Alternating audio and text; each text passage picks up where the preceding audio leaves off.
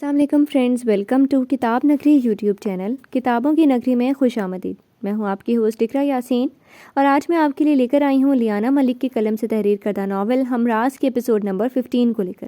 اس episode کو start کرنے سے پہلے آپ کو کرنا ہوگا چینل کو سبسکرائب، ویڈیو کو لائک اور کلک کرنا ہوگا بیل آئیکن کو۔ اب آتے ہیں ایپیسوڈ کی جانب۔ وہ کمرے میں آئی تو بیڈ پہ شاپنگ بیگ دیکھ کر تھکے ہوئے انداز میں اس کی طرف بڑھی تھی۔ آج کچن میں ڈنر کا اہتمام کرتے ہوئے وہ تھک چکی تھی۔ ویسے تو سب کھانا آرزم نے باہر سے ہی آرڈر کیا تھا، مگر پھر بھی گھر کی صفائی، کھانے کے برتن اور دیگر کاموں نے اسے تھکن سے چور کر دیا تھا۔ اب اس کی توجہ کا مرکز وہ شاپنگ بیگ تھا۔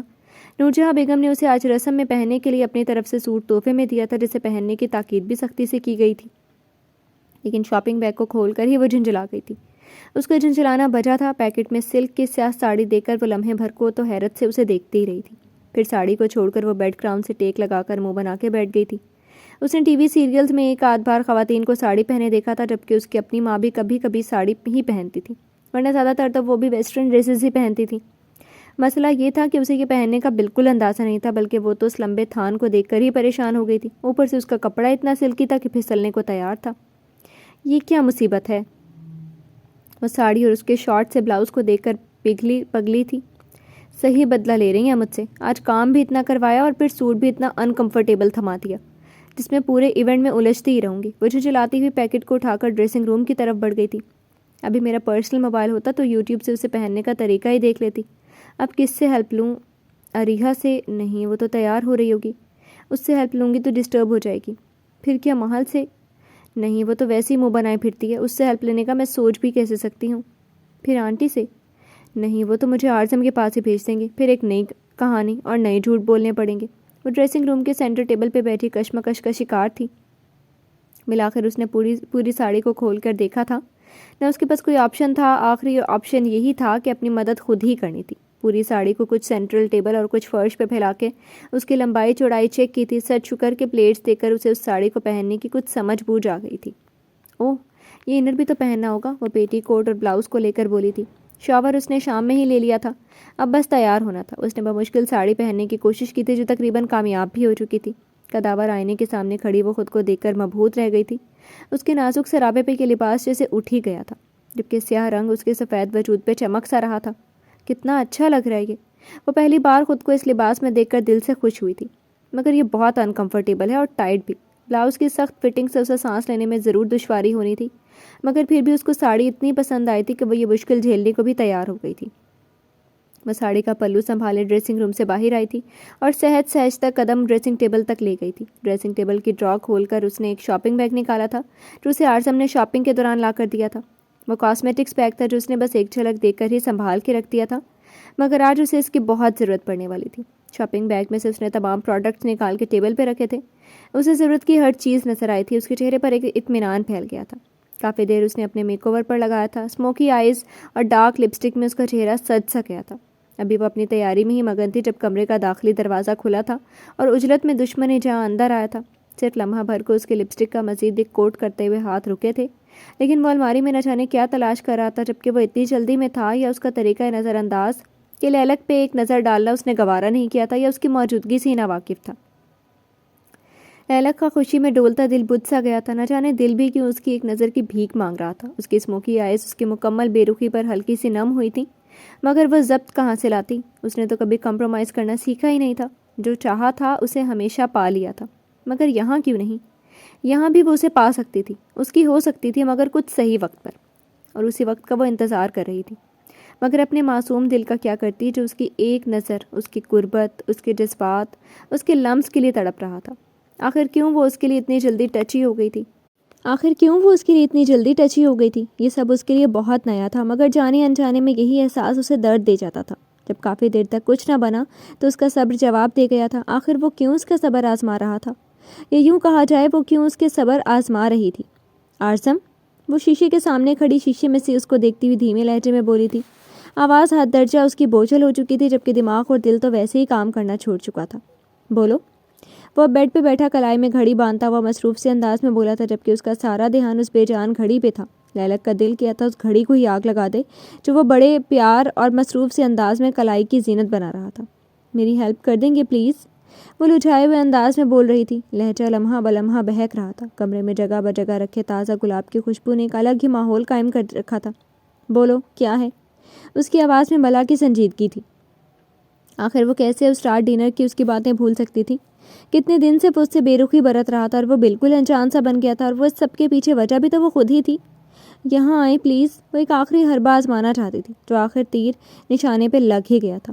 وہ دوسرے ہی لمحے اپنی تمام تر مصروفیات پیچھے رکھے اس کے پاس کھڑا تھا، مگر لیلک کا یہ حربہ الٹا پڑ چکا تھا جب آرزم کی آنکھوں میں سرخی اتری تھی. یہ کیا بےہودہ لباس پہن رکھا ہے؟ وہ اس کے اتنے فٹنگ کے ساتھ پہنے بلاؤز اور سلک ساڑی کو دیکھ کر بولا تھا. مجھے آپ کی مدر نے دیے. وہ اب رخ موڑ کر اس کی جانب ہوئی تھی اور اس کی آنکھوں میں دیکھتے ہوئے دھیمے لہجے سے گویا ہوئی تھی. آرزم تو اس کے اتنے ڈارک میک اپ پہ اب حیرت سے ایک بھرپور نظر اس کے سراپے پہ ڈال کر رہ گیا تھا.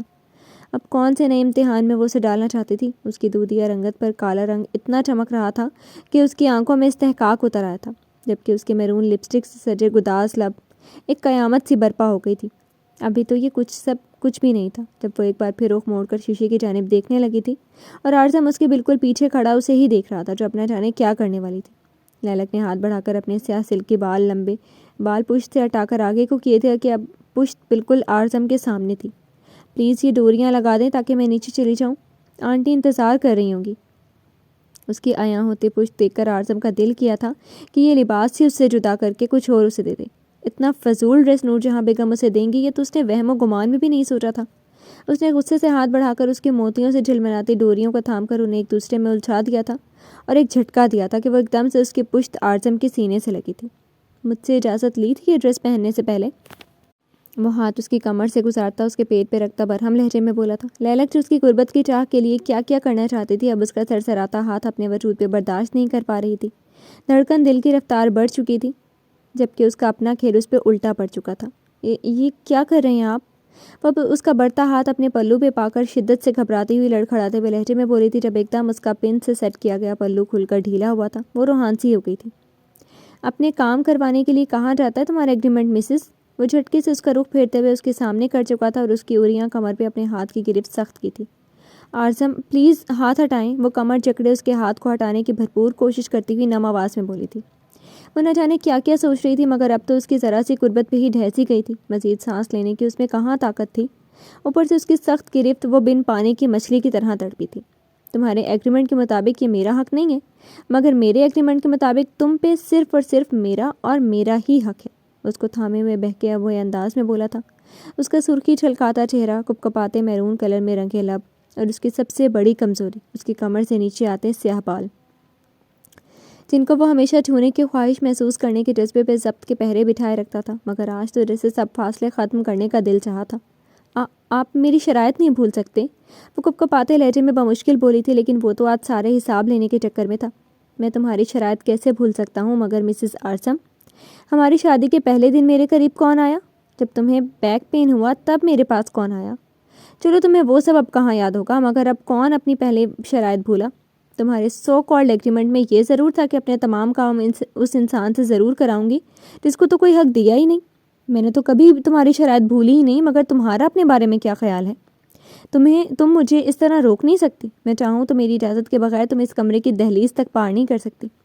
تو پھر وہ تمہاری خود ساختہ فضول بے معنی شرائط کا کیا کام اور کیا اہمیت؟ لمحہ لگے گا تمہیں اپنا بنانے میں. وہ اس کی نم آنکھوں میں دیکھتا بلا کی سنجیدگی سے بولا تھا. مجھے نیچے جانا ہے. وہ اس کی تمام باتیں نظر انداز کر کے بولی تھی، بلکہ اس کی باتوں پہ دھیان ہی کب تھا. جان تو سولی پہ اٹکی ہوئی تھی، دھیان کیسے رہتا؟ اور میرے ساتھ جانا ہے. وہ اس کی کمر سے ہاتھ ہٹاتا اپنے تنگ حصار سے آزاد کر چکا تھا. اینڈ یہ ایسے رکھو. مجھے نہیں پسند کہ میری بیوی ایک شو پیس کی طرح سج سور کے کسی بھی ایونٹ میں شریک ہو. وہ ساڑی کا پلو کچھ دیر پہلے جو پنوں سے آزاد کیا تھا وہ اسے اچھے سے پھیلاتا ایک پن کندھے پہ اٹیچ کرتے ہوئے بولا تھا، ورنہ اس ساڑی میں سے اس کی قیامت خیز سراپے کی نشیب و فراز اجاگر ہو رہی تھی. وہ صبر کا گھونٹ پیتے ضبط کا دامن ہاتھ سے نہیں چھوڑنا چاہتا تھا. تمہارے بال پیچھے سے آگے نہیں آنے چاہیے. اس کے بلاؤز کے گہرے گلے سے خائف ہوتا ہوا بولا تھا اور بال پیچھے پشت پر پھیلا دی جس سے پوری پشت چھپ سی گئی تھی. Darling you look perfect tonight. وہ اس کا چہرہ ہاتھوں میں تھامے اس کے ماتھے پہ پہلی مہر ثبت کرتے ہوئے دھیمے لہجے میں سرگوشی کر گیا تھا. لیلک نے جھجک کے آنکھیں بند کی تھی. ایک سکون پورے وجود میں پھیلا تھا. اس کی شدت، اس کا رویہ، اس کے جملے صاف اس بات کی گواہی تھے کہ وہ بھی اسے چاہنے لگا ہے. لیلک نے سکون سے آنکھیں موند لی تھی. اگر آئندہ ایسا ڈریس ویئر کیا تو بھلائی اور برداشت کی امید مجھ سے مت رکھنا. وہ اس سے 2 قدم دور ہو گیا تھا۔ لیلک اس کے معنی خیز جملے پہ بس رخ پھیر گئی تھی، جبکہ جواب تو کچھ بنا ہی نہیں تھا۔ اس کو خاموش دیکھ کر وہ اپنے کام میں واپس سے مگن ہو گیا تھا، لیکن لیلک کا پل بھر کا سکون ضرور غارت ہو گیا تھا۔ وہ ہال نما لاؤنج تھا جہاں وہ صوفے پہ بیٹھا اس حسین پری کا انتظار کر رہا تھا جو نہ جانے کتنے سالوں سے اس کے دل میں سما بیٹھی تھی۔ کھڑکھڑاتے کلف لگے سفید کرتے اور پاجامے میں ملبوس خوشبوؤں میں نہایا ہوا وہ ٹانگ پہ ٹانگ چڑھائے بیٹھا صرف مسکرانے پہ اکتفا کر رہا تھا۔ اس کے سامنے والے صوفے پہ ہی کمال صاحب سوٹ میں بیٹھے براجمان تھے۔ انتظار کچھ لمبا نہیں ہو گیا تھا امیر؟ اس کے موبائل کی اسکرین پر ایک پیغام ابھرا تھا جسے پڑھ کر وہ ہلکا سا مسکرایا تھا اور ایک نظر کمال صاحب کو دیکھا تھا جو اسے میسج پہ نہ جانے کیا کیا ٹائپ کر کے بھیج رہے تھے، کیونکہ دوسرے صوفے پہ ہی نور جہاں بیگم بیٹھی تھی جن کی موجودگی میں وہ یقیناً اپنی باتیں کرنے سے گریز کر رہے تھے۔ السلام علیکم۔ وہ سہج کر چلتی ہوئی لاؤنج میں داخل ہوئی۔ ہائی ہیلز میں اس کا لمبا قد مزید نمایاں ہو رہا تھا۔ ریفریشمنٹ وہ پہلے ہی سرو کر چکی تھی، تبھی اب سکون سے نور جہاں بیگم کے ساتھ ہی بیٹھ گئی تھی۔ آج تو سیم ڈریسنگ، خیریت؟ اعظم جو تعمیر کے برابر میں براجمان ہوا تھا تعمیر کی ہوٹنگ پہ خاموش سا ایک نظر لیلک پہ ڈال کے رہ گیا تھا۔ بلیک شلوار قمیض میں وہ خوب جچ رہا تھا، لیکن یہ کلر بھی نوٹ اس نے تعمیر کے کہنے پہ کیا تھا۔ اور تم نے جو سیم کلر کے سوٹ پہنے ہیں اس کا کیا؟ اعظم نے اس کے سفید ڈریسنگ پہ چوٹ کی تھی۔ تو ہم دونوں تو مین کیریکٹر ہیں نا ایونٹ کے، تم دونوں کیوں اتنا تیار ہو کر بیٹھے ہو؟ وہ ان دونوں کی بھرپور تیاری پہ دل ہی دل میں بے پناہ خوش ہوا تھا، مگر انداز تو شرارتی تھا۔ ہماری شادی کو کوئی 20 سال نہیں ہو گئے کہ اولڈ فیشن کی ڈریسز لیں۔ فقط 1 مہینے کے دورانیے میں تم ہمیں ابھی بھی مین کیریکٹرز ہی سمجھو ہر ایونٹ کے۔ اعظم بھی آج صحیح موڈ میں تھا، آخر دن ہی اتنی خوشی کا تھا۔ اریحا کے لیے آج وہ بے حد خوش تھا اور یہ خوشی اس کے وجہ چہرے سے بھی جھلک رہی تھی۔ اچھا، اب کتنا اور انتظار کرنا ہوگا؟ مجھے لگ رہا ہے اگر اس سے زیادہ مزید دیر کی تو میرا دل رک جائے گا، وہ اب ذرا سنجیدگی سے بولا تھا۔ اعظم کو اس کی حالت پہ ہنسی آئی تھی۔ اوکے، مگر اس سے پہلے کہ میری بہن بہت سینسیٹیو اور لاڈلی ہے، اس کا ہاتھ تمہارے ہاتھ میں دینے سے پہلے بس اتنا ہی بولنا چاہوں گا کہ آنسو کیا اس کا کبھی موڈ بھی آف نہیں ہونا چاہیے۔ وہ کہتے ساتھ ہی کھڑا ہو گیا تھا اور وہاں سے چلا گیا تھا۔ سینسیٹیو اور لاڈلی، ضدی، ہٹ دھرم اور بدتمیز کون بولے گا؟ سینسیٹیو بہن کا روڈ بھائی، وہ دل میں سوچ کر رہ گیا تھا، مگر اعظم کی طرف سے مطمئن تھا۔ لیلک بھی خوش تھی، جبکہ اعظم بھی آج اسے خوش نظر آ رہا تھا، جبکہ اپنی کہانی تو وہ خود سیٹ کر لے گا۔ وہ دروازہ ناک کر کے دروازے پہ ہی رک گیا تھا۔ چند سیکنڈ کے بعد دروازہ کھلا تھا اور ماحل باہر آئی تھی۔ اعظم کو سامنے دیکھ کر وہ خاموشی سے وہاں سے لاؤنج کی طرف چلی گئی تھی، جبکہ اعظم اریحا اور ماحل کے مشترکہ کمرے کے اندر چلا گیا تھا۔ تیار ہو گئی گلاب جامن؟ اس کو بیڈ پہ دیکھ کر بیڈ کی جانب بھی بڑھا تھا۔ انداز شیریں تھا اور چہرے پہ مسکراہٹ سجی تھی۔ آج تو وہ اس کو منا لینے والا تھا۔ وہ اس کو اپنے کمرے میں پا کر منہ پھیر گئی تھی۔ اتنی ناراضگی؟ اس کے چہرے پر چھائے خفگی کا اچھے سے اندازہ لگا سکتا تھا، مگر جو وہ سوچ رہا تھا وہ ویسے ہرگز نہیں سوچ سکتی تھی۔ آپ کو کیا فرق پڑتا ہے میری ناراضگی سے؟ ویسے بھی جب سے آپ نے شادی کی آپ بدل گئے ہیں اور مجھ پر ہر نیا فیصلہ سناتے ہیں اور پورا کرواتے ہیں، وہ روندھی ہوئی آواز میں بولی تھی۔ نہ تم لفٹ کرواتی ہو نہ وہ لفٹ کرواتی ہیں، اور جانے من تم جتنا غصہ کرنا چاہتی ہو کر لو، کیونکہ میں نے تمہارے لیے ایسا انسان منتخب کیا جو تمہیں میری طرح ٹریٹ کر سکتا ہے۔ جتنی آپ میں نزاکت ہے ہر کوئی آپ کو ہینڈل نہیں کر سکتا۔ وہ اس کا چہرہ سامنے کرتے ہوئے پیار سے بولا تھا، جس سے اپنے فیصلے پر بہت مان ہو۔ بس کریں، آپ باتیں بہت بناتے ہیں، بس کریں، آپ باتیں بہت بناتے ہیں۔ وہ اس کا ہاتھ جھٹکتی ہوئی بولی تھی اور بیڈ سے کھڑی ہو گئی تھی۔ سچ میں اریحا، تم اتنی سمجھدار ہو پھر بھی بھائی سے ناراض ہو رہی ہو؟ آج تک تم نے میری سب باتیں مانی ہیں، لیکن اب ایسی کیا چیز ہے جو تمہیں مجھ سے بدگمان کر رہی ہے؟ اریحا کا ہاتھ جھٹکنا اعظم کو بالکل اچھا نہیں لگا تھا، تبھی اس کا خوشگوار لہجہ ذرا برہم ہو گیا تھا۔ بھائی، یہ میری پوری زندگی کا سوال ہے۔ بہرحال میں آپ سے مزید شکوے نہیں کر سکتی، کیونکہ آپ کو میرا خیال ہی نہیں ہے اور نہ کبھی تھا۔ اب چلیں یہاں سے، ورنہ میرا دل گھٹ جائے گا۔ اس کے لہجے میں اجنبیت اور سرد موری تھی۔ اعظم کا دل کٹ کے رہ گیا تھا۔ وہ لہنگا اٹھا کر جھکے سر کے ساتھ باہر کی جانب بڑھی تھی۔ کب سے رکے ہوئے آنسوؤں کو اس نے پھر سے ضبط کیا تھا۔ ضبط کے چکر میں اس کا گلابی چہرہ سرخ انار ہو گیا تھا، مگر پرواہ کس کو تھی؟ اعظم تیزی سے اس کے پیچھے گیا تھا اور اس کا ہاتھ تھاما تھا۔ میرے ساتھ چلو۔ اس کا ہاتھ تھامے لاؤنج تک لایا تھا۔ وہاں پہ سب کے چہروں پر مسکراہٹ تھی، مگر اس کا اپنا دل ٹوٹ چکا تھا۔ سارے جذبات، ارمان مر چکے تھے۔ اب تو بس جیسے وہ ایک مجسمے کی مانند اعظم کے اشارے پہ صوفے پہ جا کے بیٹھ گئی تھی اور پھر جھکی نظریں اس نے اٹھانے کی کوشش نہ کی تھی، جبکہ دوسری جانب تعمیر جیسے ہوا میں اڑ رہا تھا۔ اپنے پاس بیٹھے سفید لہنگے اور چولی میں ملبوس وہ آسمان سے آئی ہوئی پری لگ رہی تھی۔ اس کے چہرے پہ سنجیدگی اس کے چہرے کے تیکھے نقوش کو مزید 4 چاند لگا رہی تھی۔ آنکھیں تھیں کہ اس کے دیدار سے سیراب ہی نہیں ہو رہی تھی۔ دل کیا تھا کہ اسے ہی دیکھتا رہے تا دم تا سانس۔ اعظم اریحا کے برابر میں بیٹھا تھا، جبکہ کمال صاحب تعمیر کے برابر میں تھے۔ اعظم نے رنگ کی ڈبیا اریحا کی جانب بڑھائی تھی، جس میں سے اس نے بنا کچھ کہے رنگ تھامی تھی اور اپنے نازک ہاتھ سے اسے رنگ پہنائی تھی۔ رنگ پہنانے کی دیر تھی کہ لاؤنج تالیوں کی آواز سے گونج اٹھا تھا۔ اب دامیر کا ٹرن تو رہتا ہے یار، کمال صاحب شور پر مسکراتے ہوئے بولے تھے اور جوش سے ڈائمنڈ کی رنگ دامیر کو تھمائی تھی۔ دامیر نے اس کا نازک سفید چوڑیوں سے بھرا ہاتھ تھاما تھا، بے جان سا ٹھنڈے ہاتھ کی نمی وہ اچھے سے محسوس کر سکا تھا۔ اس کا مستقل جھکا ہوا چہرہ دامیر کو پریشان کر رہا تھا اور فکر مندی میں مبتلا کر رہا تھا، تبھی اس نے ہاتھ میں تھاما اریحا کا ہاتھ زور سے دبایا تھا۔ ہاتھ کو دبانے کی دیر تھی کہ اریحا نے تکلیف سے اپنی جھکی ہوئی آنکھیں اٹھا کر شکوہ کنہ نظروں سے اسے دیکھا تھا۔ وہ اونچا، لمبا، چوڑا، شاندار آن بان رکھنے والا بندہ آنسوؤں بھری سرخ آنکھوں میں ڈوب سا گیا تھا۔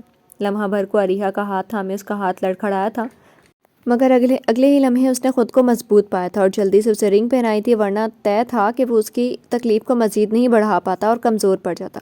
کانگریچولیشنز دامیر بھائی اینڈ اریحا۔ عارضم اریحا کے پاس سے اٹھا تو مہال فوراً اس کی چھوڑی جگہ پہ بیٹھی تھی۔ معلوم تھا کہ اریحا کو اس کی کتنی زیادہ ضرورت تھی۔ آئی لو یو اریحا، تم دنیا کی بہترین بیٹی ہو، اس کا ماتھا چومتے ہوئے آنسو بھری آنکھوں سے بولی تھی۔ اریحا خاموشی سے مہال کو دیکھے گئی تھی، جو ہمیشہ اس کی تکلیف، دکھ، سکھ میں اس کے ساتھ کھڑی ہوتی تھی۔ تشکر کا ایک آنسو نکل کے اس کی آنکھ سے بہہ نکلا تھا۔ وہ اس کے لیے سگی بہن سے کم نہ تھی۔ کافی دیر تک یہ چھوٹی سی تقریب جاری رہی تھی، مگر وہ اریحا کے ساتھ صوفے پہ ہی ٹکی رہی تھی۔ آج بھی تمام کام لیلک نہیں سنبھالے تھے۔ جب سب مہمان گھر سے روانہ ہو گئے تو اریحا بھی سب لحاظ ختم کیے اپنے کمرے میں بند ہو گئی تھی۔ مہال نے کچن سے اس کے اور اپنے لیے کھانا گرم کیا تھا اور ٹرے میں رکھ کر کمرے میں لے آئی تھی۔ کیوں ماں کو اذیت دے رہی ہو اریحا؟ نورجہاں بیگم اس کا سنجیدہ اور سرخ چہرہ دیکھ کر دل ہی دل میں پریشان ہو گئی تھیں، کیوں کہیں انہوں نے کوئی غلط فیصلہ تو نہیں لیا تھا؟ مگر اریحا کی خاموشی ان کے دل کا درد بن رہی تھی۔ بولو نہ کچھ اریحا، مجھے تکلیف ہو رہی ہے، وہ روحان سے لہجے میں بولی تو اریحا نے زخمی سرخ نظروں سے انہیں دیکھا تھا۔ آپ جو چاہتی تھی وہ ہو گیا ہے، اب مجھے سکون کی نیند سونے دیں۔ وہ جیسے چیخنے کو تیار تھی، مگر اب بھی اس کی آواز اتنی تیز ضرور تھی کہ کمرے سے باہر ضرور گئی تھی۔ اریحا میری بچی، تمہارے لیے تمہاری امی کبھی تمہارا برا نہیں چاہ سکتی، تم کیوں مجھے اور خود کو تکلیف دے رہی ہو؟ دیکھو کتنی چاہ سے اس نے تمہیں انگوٹھی پہنائی ہے اور کمال صاحب تمہیں کتنا بیٹیوں کی طرح محبت کرتے ہیں۔ اس کو کب سے سمجھا رہی تھی، مگر وہ صدا کی ضدی۔ تائی امی آپ آرام کریں، میں دیکھتی ہوں اسے۔ مہال اتنی سنجیدہ گفتگو سن کر افسردگی سے بولی تھی۔ کھانا بھی نہیں کھایا اس نے صبح سے، کھانا بھی کھلا دینا۔ وہ اس کے گال پر ہاتھ رکھے دکھی لہجے میں بولی تھی۔ یہ کیا ہے اریحا یار، تائی امی کی طبیعت خراب ہو سکتی ہے، تم نے اپنا رویہ چیک کیا ہے؟ وہ کھانے کی ٹرے ٹیبل پہ رکھتی ہوئی تیز لہجے میں بولی تھی۔ مان لیا کہ وہ دکھی تھی، مگر اتنا بھی کیا کہ ماں کی فکر نہ ہو؟ اب تم مجھے لیکچر بالکل نہیں دے سکتی، اریحا ناراضگی سے بولی تھی۔ میں لیکچر نہیں دے رہی، مگر تم جاؤ شاباش، کپڑے چینج کر کے آؤ، پھر بات کریں گے۔ اب اٹھ بھی جاؤ، کھانا ٹھنڈا ہو رہا ہے۔ اسے ٹس سے مس نہ ہوتے دیکھ کر بولی تھی اور نائٹ ڈریس لے کر زبردستی اسے باتھ روم میں بھیجا تھا۔ اس کے جانے کے بعد مہال نے بیڈ پہ سے مختلف تحفے اور چیزیں اٹھا کر صوفے پر رکھے تھے اور بیڈ شیٹ جھاڑ کے بچھائی تھی۔ کھانے کی ٹیبل بیڈ پر رکھ کر وہ اس کا انتظار کرنے لگی تھی۔ اتنی بے اعتنائی، اتنی اجنبیت! گھر آ کر اس نے سب سے پہلے اپنے کمرے کا رخ کیا تھا۔ کرتا اتار کر اس نے غصے سے بیڈ پہ پھینکا تھا، جبکہ جوتے کا پیئر ایک کونے میں پڑا تھا۔ گھڑی اتار کر اس نے دیوار پر دے ماری تھی۔ دماغ تھا کہ تمام سوچیں مفلوج ہو چکی تھیں، کچھ تھا تو صرف غم، غصہ، بے اعتباری، ناپسندیدگی۔ ان آنکھوں میں وہ اپنے لیے ناپسندیدگی کیسے برداشت کر سکتا تھا؟ پوری رسم میں اس کے لیے لمحہ لمحہ گزارنا مشکل ہو گیا تھا۔ دم تھا کہ گھٹنے لگا تھا۔ شاور کے نیچے کھڑا وہ خود کو ٹھنڈا کرنے کی کوشش کر رہا تھا، مگر آگ تھی جو ختم ہی نہیں ہو رہی تھی۔ کام دامیر، تمہیں بہت صبر کرنا ہوگا۔ لیکن کیوں؟ وہ باتھ روم پہن کر کمرے میں داخل ہوا تھا اور موبائل اٹھا کے ایک پیغام تھا جو اس دشمن جاں کے نام کیا تھا۔ آخر سانسیں بھی تو اس میں ہی بستی تھیں۔ چاہ کر بھی بدگمان نہیں ہو رہا تھا، مگر یہ وقتی غصہ بھی اسے اندر سے ختم کر اور ڈائننگ ٹیبل پہ ناشتے کے لوازمات رکھ رہی تھی جب عارضم نے آ کر انہیں جوائن کیا تھا۔ خوشبوؤں میں نہایا وجود، سور میں ملبوس، وہ ہمیشہ کی طرح شاندار لگ رہا تھا۔ لیلک کے کام کرتے ہاتھ لمحہ بھر کو رکے تھے، دل کی دھڑکن معمول کے خلاف بڑھی تھی۔ وہ سربراہی کرسی پر بیٹھا ٹوسٹ کو اپنی پلیٹ میں رکھ رہا تھا، جبکہ لیلک نے چیز آملیٹ اس کے سامنے کیا تھا اور ٹوسٹ اس کی پلیٹ سے ہٹا کر پراٹھے کا ایک ٹکڑا اٹھا کر اس کی پلیٹ میں رکھا تھا۔ عارضم نے آڑی نظروں سے اسے دیکھا تھا اور پھر اپنی پلیٹ کو۔ یہ کیوں؟ وہ اشارتاً بولا تھا۔ نورجہاں بیگم کی موجودگی میں وہ کوئی روڈ بیہیویئر نہیں رکھنا چاہتا تھا، تبھی اسے گھورنے لگا تھا۔ ٹوسٹ میرے لیے ہیں، آپ یہ کھائیں، وہ دھیمے سے کہہ کر اس کے برابر والی کرسی پہ بیٹھ گئی تھی۔ آج تو اس کی ادا ہی نرالی تھی۔ صبح جلدی اٹھ کر خود اس کے لیے پراٹھے بنانے کی کوشش کی تھی، جس میں وہ کامیاب بھی ہو گئی تھی، اور چیز آملیٹ تو وہ بنا کر اس میں مہارت حاصل کر چکی تھی۔ مگر میں اتنا ہیوی نہیں کھا سکتا اس وقت، تو مجھے سادی بریڈ لا دو۔ وہ سرے سے انکار کرتا اس کا دل توڑ چکا تھا۔ لیلا کا گلابی چہرہ مرجھایا تھا۔ پلیز آپ یہ ٹیسٹ کریں، وہ روحان سی ہوئی تھی۔ صبح سے اتنی محبت سے وہ اس کے لیے کام میں لگی ہوئی تھی اور اب وہ اسے اس طرح کچھ اور کھانے نہیں دیکھ سکتی تھی۔ کس لیے اور کس خوشی میں؟ اب کی بار اس کی آواز ذرا تیز ہوئی تھی۔ لیلک نے سرخ چہرے سے اس کی طرف دیکھا تھا، جہاں ہمیشہ کی طرح سنجیدگی قائم تھی۔ पराठे टेस्ट करो। रात इतना थकने के बावजूद वो सुबह से किचन में लगी तुम्हारे लिए हेल्दी नाश्ता तैयार कर रही थी, और तुम हो कि उसकी कोई बात नहीं समझते। नूरजहाँ बेगम की आवाज़ पे आर्ज़म ने हैरत से मिले जुले तासुरात से लैला के सुर्ख चेहरे को देखा था, जो अब शर्मिंदगी के मारे झुक चुका था। वो शॉक्ड हो गया था क्योंकि रात को 2 बजे के करीब वो कमरे में आई थी और फिर आते साथ ही थकन की ज़्यादती से सोफे पे ही ढहकर सो गई थी, और अब 7:30 बज रहे थे, यानी वो कितनी देर से उसके लिए काम भी कर रही थी। ओह, ये बात है। वो अभी हैरानगी से उसके झुके सर को ही देख रहा था। उसका मिनमिनाना, इंसिस्ट करना, ये सब क्या था? उसने पराठे से ऑमलेट खाना शुरू कर दिया था। लैलक का दिल खुशी से झूमने लगा था। Thank you miss लैलक। उसने उसके कान के करीब सरगोशी की तो लैलक की आंखों में चमक उतर आई थी। न जाने कि उसका एक ही जुमला उसके तमाम थकान उतार चुका था। एक जादू था, एक सहर था जिसमें वो दिन ब दिन जकड़ी जा रही थी। मुझे एक बात करनी है आर्ज़म तुमसे। कुछ दिन पहले करना चाहती थी, मगर उस दिन तुम लोगों का डिनर पे जाने का प्रोग्राम था, तो क्योंकि वक्त भी अच्छा है। नूरजहाँ बेगम की आवाज़ पर वो दोनों उनकी तरफ मतवज्जा हुए थे। जी अम्मी, सुन रहा हूँ, कहिए आप। वो नाश्ते से भरपूर इंसाफ करता हुआ बोला था, जबकि लैलक भरपूर उनकी तरफ मतवज्जा थी। कुछ दिन पहले एक प्रपोज़ल आया था महाल के लिए। मुझे तो बहुत अच्छा लगा। तुम भी एक बार उस लड़की के बारे में पूछवा लो, फिर आगे बात बढ़ाते हैं। वो एक ही सांस में अपना मुद्दा बयान कर चुकी थी। क्या जल्दी है अभी अम्मी, आपको रहने दें आप। क्या मतलब रहने दूँ? अब कितना वक्त लूँ? कल को मुझे कुछ हो गया तो कौन उसकी जिम्मेदारी पूरे करेगा? योम हिसाब उसके माँ बाप को क्या जवाब दूंगी मैं? जल्द से जल्द उसके घर का करना चाहती हूँ मैं, ताकि सुकून से रह सकूँ। नूरजहाँ बेगम को उसका इनकार करना बुरा लगा था। बात ठीक है अम्मी, मगर अभी कोई ज़रूरत नहीं है। अभी इतनी जल्दी क्या है? वो चाय का कप होंठों से लगाता संजीदगी से गोया हुआ था। क्या मतलब, रिश्ते एक वक्त तक ही आते हैं तो उनको ऐसे ही जाने दूँ जल्दी के चक्कर में? फिर क्या तुम शादी करोगे ये बच्ची से? हाँ, वो सख्ती से बोली थी, मगर उनके आखिरी जुमले पे लैलक ने धड़कते दिल के साथ उनके आखिरी जुमले पे नफ़ी में सर हिलाया था। आखिर आप ऐसा चाहती हैं, अगर आप ऐसा चाहती हैं तो मैं ऐसा भी कर लूँगा। आपकी बात से इनकार किया है कभी क्या? वो इतनी आसानी से बोला था कि जैसे उसे कोई फ़र्क ही ना पड़ता हो, मगर उसके जवाब पे लैलक का कुछ लम्हे पहले खुश होता दिल बुरी तरह टूटा था कि आंसू उसकी आंखों में आने लगे थे। उसने गहरा सांस लेकर आंसू पीने की कोशिश की थी, मगर मुकाबिल ने तो उसकी इज्जत और अहमियत ही 2 कौड़ी की करके रख दी थी। उसके इस जुमले ने लैलक को इतनी तकलीफ दी थी कि वह सोच भी नहीं सकता था। वो कुर्सी खिसका के वहाँ से वॉकआउट कर गई थी। बोलने से पहले सोचते हैं। इतने बड़े होकर भी तुम्हें ये समझ नहीं आया? जाकर देखो उसे, कितना धुआंधार चेहरे से वो उठ कर गई है। नूरजहाँ बेगम को भी उसकी बात बुरी लगी थी, मगर आर्ज़म सब्र से बैठा रहा था। रहने दें आप उसे, उसको आदत है सुर्ख चेहरे के साथ रहने की।